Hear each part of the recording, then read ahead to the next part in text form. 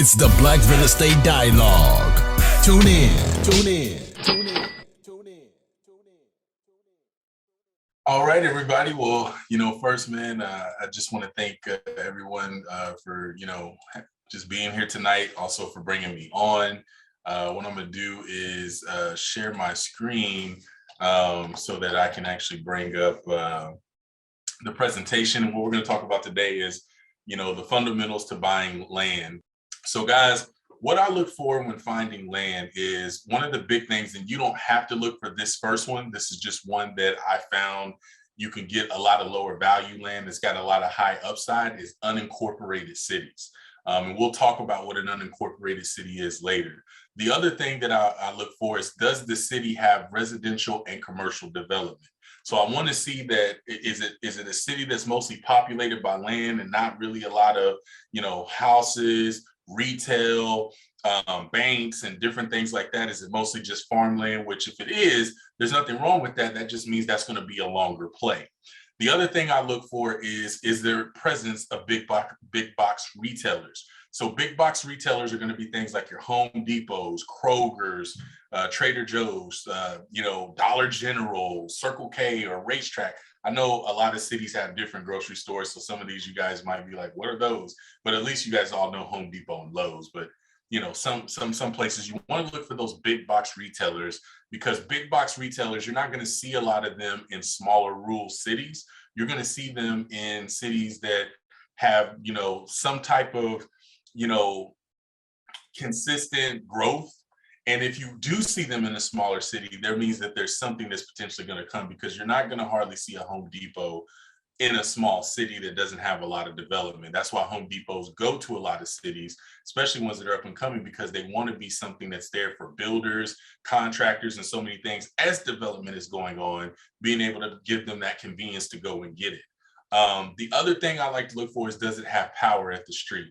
This is really important, because when you are buying land, especially if you're buying it that's been zoned for a specific way, it costs a lot of money to bring those type of resources there. So I like to look for some that already kind of has it, because that means that not only is there about to be some development that's going to take place, but that's less of an expense you've got to worry about incurring, or potentially, something else, if there isn't something like that there. The other thing is, I like to look for land that has paved roads and it has a name and an address. Now, it doesn't have to have a specific number address, because sometimes when they pave the roads in the city, they give it a street name and they just give all the lots 0 Main Avenue, right? Because they're still processing what the addresses and numbers are going to be. And then I like to also find out, how far is it from a booming city, or a city that has municipality and that is incorporated. So an example of that is, when you look at something like, how many people in here have heard of Walmart, right? Everybody's heard of Walmart. Well, one of the things that Walmart did was, they went in and they went and created a city that a lot of people that they moved to and moved their headquarters to, right? So when they did that, when they moved their headquarters there, it was the city called Bentonville, Arkansas. It's a suburb of Fayetteville. And so Bentonville was unincorporated for a while. That means it didn't have its own municipality. It didn't have its own local government. A lot of it was tied into the area for where Fayetteville is, right? The municipality, traffic tickets, ordinances, all that stuff. Well, when Walmart came in, power lights start to come up, street pavements start to come up.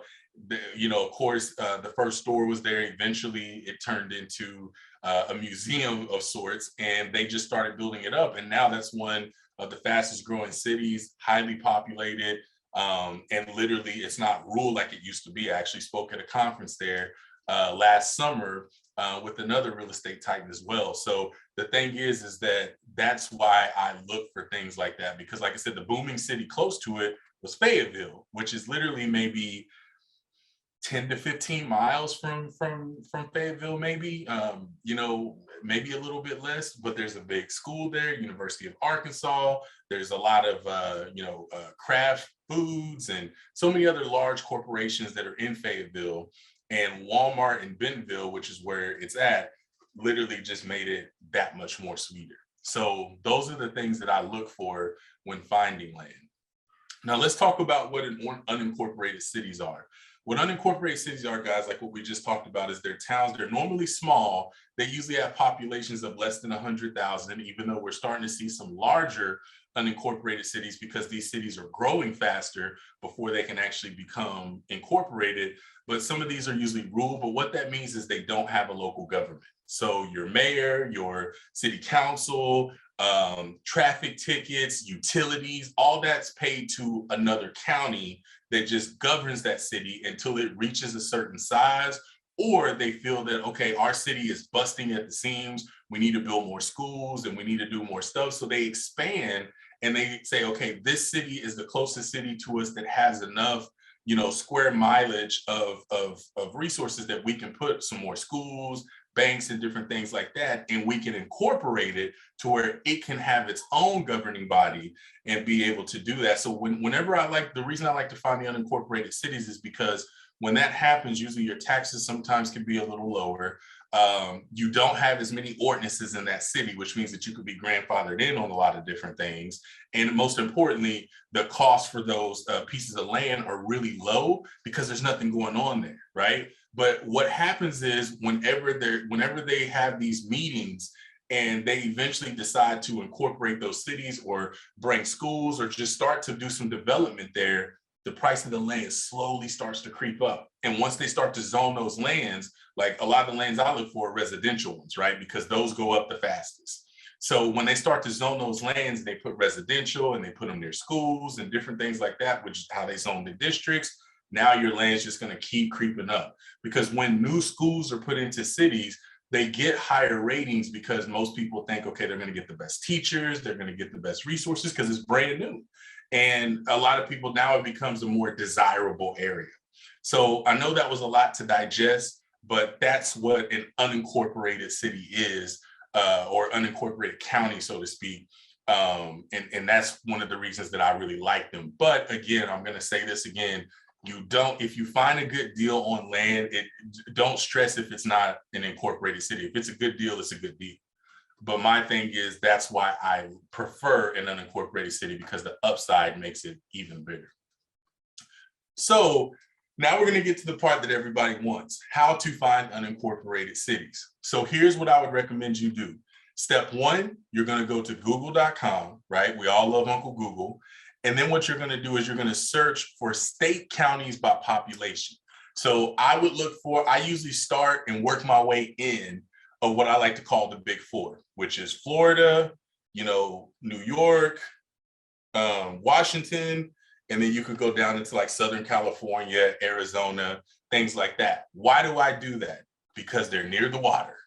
And people love those resort areas. What I found is that when you buy stuff that's near the water, a lot of times they try to turn those into resort towns. It's a great place for people to go that's kind of off the grid a little bit, but they can turn them into like their own oasis or their own like islands, like we see Trinidad and Jamaica. They try to do that in these particular cities because the country, the United States, that's one of the reasons that they're really starting to build up Puerto Rico the way they are, is they want to keep a lot of those dollars into the country. Because a lot of the dollars, when people go to like Jamaica, they go to Trinidad and just, different islands to go and have that island experience. Those countries and those islands, the majority of their money comes from international travel. So the US looks at, well, if we can create that here, we can start not only getting people from these other countries to come in, but we can keep more people in our countries here, which means what? More taxes. You know what I'm saying? So that's one of the reasons that I look for it around the water, and then I kind of work my way into places like inside. But I usually like to look into southern borders, Louisiana, Alabama, Mississippi, all those things, right? Once I do that, I like to find counties that have anywhere, if it's a larger county, between 100 and 250,000 in population range, right? And the reason that I do that is because the smaller the county population, the more upside that you have for it to expand and become bigger. If you go into, because you can find some larger unincorporated cities in bigger states, especially Texas.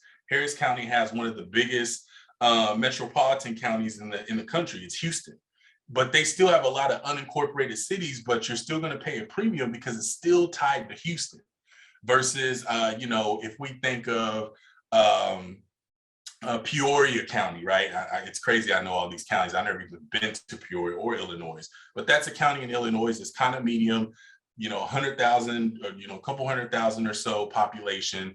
And it's literally it's literally much cheaper real estate, much cheaper land. And you're not going to get hit with some of the high taxes and the premium because it is tied to an actual high metropolitan city.